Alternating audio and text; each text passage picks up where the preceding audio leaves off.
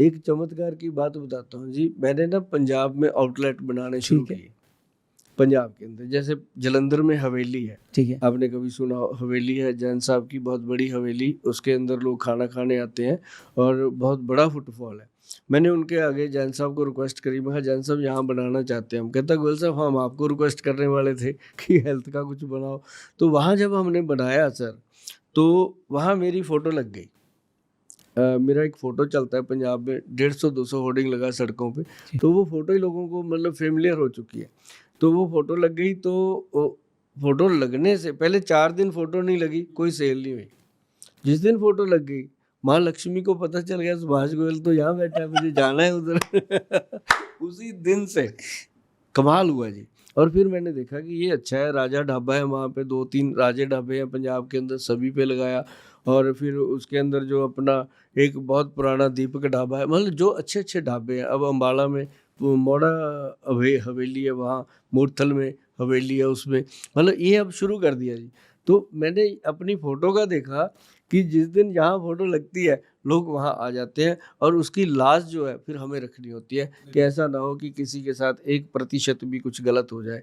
क्योंकि हमने सबसे पहले ये रखा हुआ है कि जो भी हमें हमारे क्लिनिक पर ना जी 150-200 पेशेंट होता है, पूरा लंगर चलता है पूरा दिन। ठीक है। उतनी दवाइयाँ नहीं शायद हम लोगों को देते होंगे जितना खाना खिला देते हैं।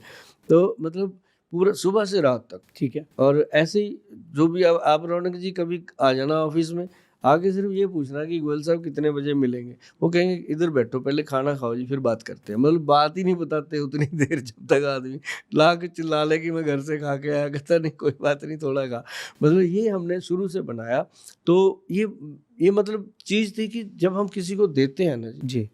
अभी कहीं भी चला जाऊँ मैं, क्राउड एरिया में लोग मिलते हैं, और नॉर्मली तो मिलना मुश्किल हो जाता है, क्राउड में लोग मिलते हैं मुझे, तो वहाँ मुझे बताते हैं कि गोयल साहब हमने आपका वो जीरा अजवाइन सौंफ वाला नुस्खा किया, हमारा वज़न भी कम हुआ, हम एक्टिव रहने लगे, कईयों ने बताया हमारी कब्ज़ ठीक हो गई।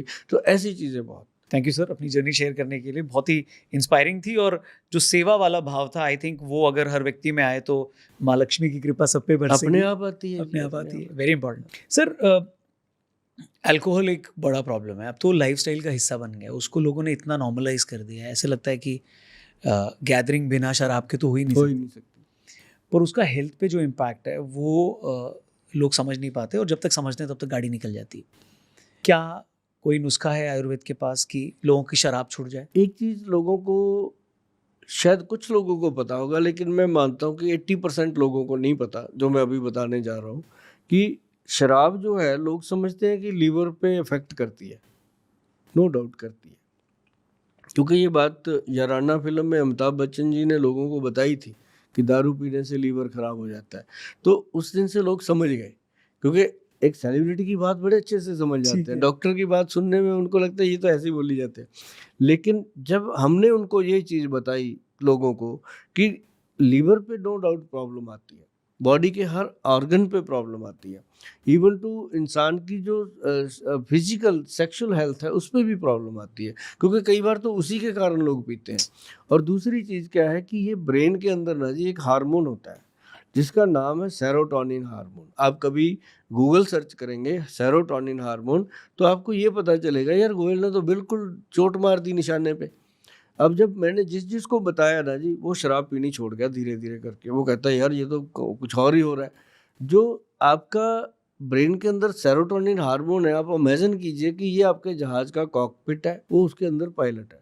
कहीं भी एक्सीडेंट हो सकता है अगर उसको कुछ हो गया। और ऐसे जो लोग होते हैं ना शराब पीने वाले, हुँ। वो क्या करते हैं 1 महीना 2 महीने नहीं पिएँगे, पीते ही नहीं है। और फिर जिस दिन पिएँगे, फिर ये नहीं पता कितने दिन पिएँगे और पागलों की तरह पिएँगे। फिर उनको ये भी नहीं, यहाँ तक पिएँगे, यहाँ तक पिएँगे, पूरा भर-भर के पिएँगे, और फिर छोड़ देंगे। ये होता क्या है कि जब हार्मोन जो है वो तृप्त हो गया, पूरी तरह से वो शराब से पूरी तरह अच्छे से वो तृप्त हो गया, तब वो आदमी उतने दिन छोड़ देता है। जी। और एक होते हैं जो लिटल-लिटल करके डेली लेते हैं 2-3 पैक, उनका क्या होता है रौनक जी सुनने नहीं, नहीं, वाली हमारे लड़के अच्छे हैं सर। सुनने वाली मैं बस बात ऐसे है। ही देख रहा था। हाँ, तो उसमें क्या होता है कि वो डेली ना सुबह उठता है, टॉयलेट में अकेला होता है, कोई उसके आसपास तो होता नहीं। उस समय बोलता है यार आज ज़्यादा हो गई हैंगओवर, आज नहीं पिएंगे, ठीक कुछ है। हो जाए आज नहीं, डेली का काम है। ठीक है। और उस समय फिर कमिटमेंट भी खुद से करिए, जब 4 बजते हैं 3 बजते हैं फिर चल एक लेंगे आज लिटल सा, कल बड़ा हैंगओवर ठीक हो जाएगा। एक लेता है फिर कहता है चल 2 ले लिए, किसी और से कमिटमेंट की नहीं, फिर तीसरा भी ले लिया। जब तीसरा लेता है फिर ना अपने आप का ना अपने बाप का, फिर वही 25-30 साल का हम वही 25-25 30-30 साल लोग पीते हैं।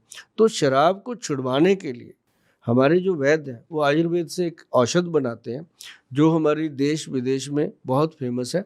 और उसके अंदर आज तक जो हमने कंप्यूटर में फीड है हमारे पास, जो लोग छोड़ चुके हैं, वो तकरीबन 3.5 लाख के करीब, 3.5 लाख लोगों का डाटा है जिन्होंने छोड़ा है और आगे लोगों को अवेयर कर रहे हैं।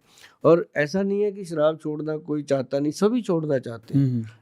जो थोड़ा कम पी रहे हैं वो कहते हैं थोड़ी थोड़ी पीनी चाहिए, जो बहुत ज़्यादा पीने लगे वो कहते हैं भगवान किसी तरह अब बचा। तो ये शराब छोड़ना हर कोई चाहता है और उनके लिए ये बहुत अच्छी दवा बनी है। लिक्विड में है और कैप्सूल में है, जो विदेश में जाती है वो कैप्सूल में जाती है, इंडिया में जो जाती है वो लिक्विड फॉर्म में जाती है। बहुत गुड उसके रिजल्ट आते हैं। और कितने टाइम में रिजल्ट आता है? पहले हम 3 महीने देते हैं, 3 महीने में इंसान कितना ही शराब का एडिक्ट क्यों ना हो छोड़ देता है। उसके बाद उसको हम 3 महीने और देते हैं ताकि वो दोबारा शराब की तरफ मुँह ही ना कर पाए।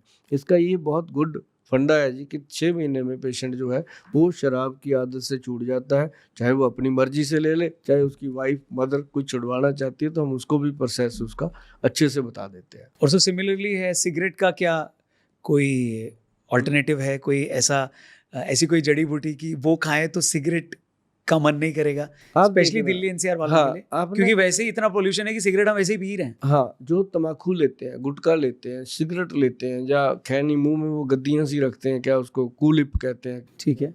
वो जो है ना जी, उसको हटाने के लिए कोई भी औषध नहीं है।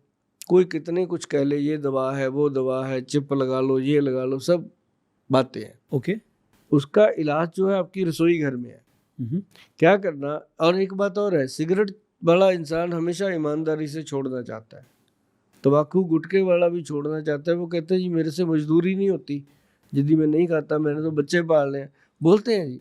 और जो बहुत ज़्यादा अमीर हैं वो भी खा रहे हैं, सही बात है। लेकिन वो फंसे हुए हैं, वो छोड़ना चाहते हैं।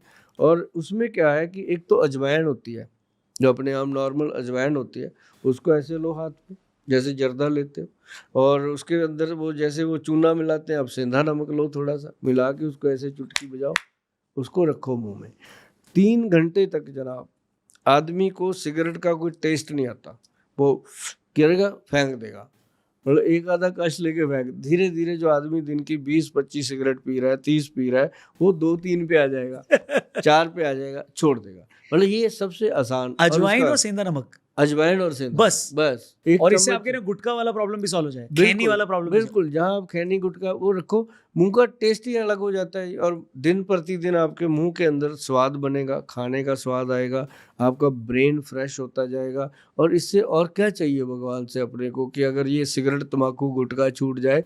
चंडीगढ़ में पता नहीं कितनी लेबर को, मैं लेबर चौक में चला जाता हूँ लेके 10-12 किलो अजवाइन, सेंधा नमक, सबको फ्री दे के आते हैं, और बड़े दुआएं देते हैं वो लोग, फायदा होता है इससे। तो ज़्यादा बड़ी प्रॉब्लम आप किसको देखते हैं, सिगरेट तंबाकू को या शराब को? शराब से ज़्यादा जो बड़ी प्रॉब्लम है वो है गुटखा, खैनी, तम्बाकू, जो कैंसर पैदा करता है। ओके। शराब जो है वो आपके ऑर्गन्स को खा जाती लेना दोनों नहीं है, बात हो रही है कि ज़्यादा खराब कौन सा है, वरना लोग बोले नहीं शराब ले सकते हैं। है, लेकिन नहीं, शराब उससे भी ज़्यादा खराब होती है तब जब शराब के साथ लोग गुटखा, तम्बाकू, सिगरेट, गुलाब शराब वो तो लेते हैं। कॉम्बिनेशन ही है, पी रहे हैं, हाँ, फूक रहे हैं। तो वो जो चीज़ है ना जी, उफ। ठीक है उस समय अच्छा लगता है उसको, लेकिन उसको पता नहीं है कि अंदर कितने गुलाब की पंखुड़ियों जैसे अपने ऑर्गन्स हैं, उनको तो वो खराब कर ही रहा है किसी भी रूप में जा कर के।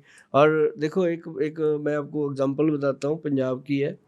एक आदमी शराब पीता था बहुत ज़्यादा, उसको ये लगता था ये मेरा जन्मसिद्ध अधिकार है, बीवी को भी वो ऐसे ही समझता था कि चल, है ना। लेकिन उसकी बीवी की गर्भ में बच्चा आ गया, मतलब प्रेग्नेंट हो गई वो, और वो कहे उसकी वाइफ की अब तू मेरे पास मत आया कर, लेकिन आदमी है वो रुकता नहीं।